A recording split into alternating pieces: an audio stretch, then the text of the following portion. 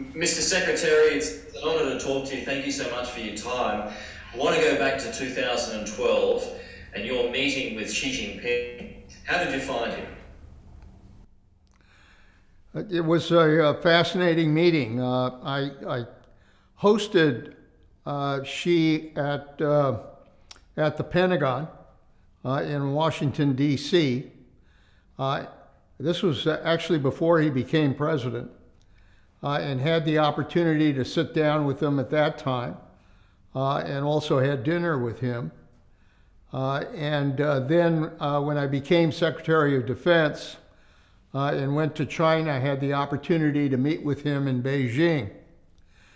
And at the time, those kinds of meetings usually involve a lot of talking points that both sides make, and it takes a long time because you're working through interpreters.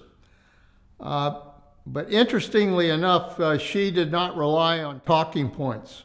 He really went to his principal concern, which at that time was the fact that the United States was rebalancing our Navy and military capabilities to the Pacific, and expressed concern about that.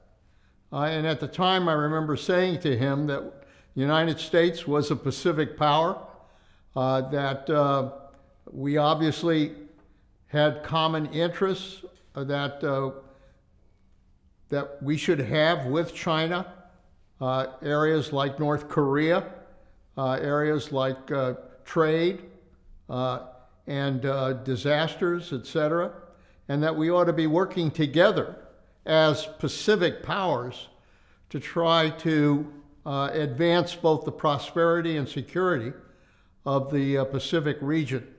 And he agreed with that. Interestingly enough, he thought it was important that we work together for the peace and prosperity of the Pacific. So I found that meeting to be very enlightening. I was impressed by Xi at the time, and I thought that, frankly, we could build a strong relationship and have a strong dialogue with China at that point.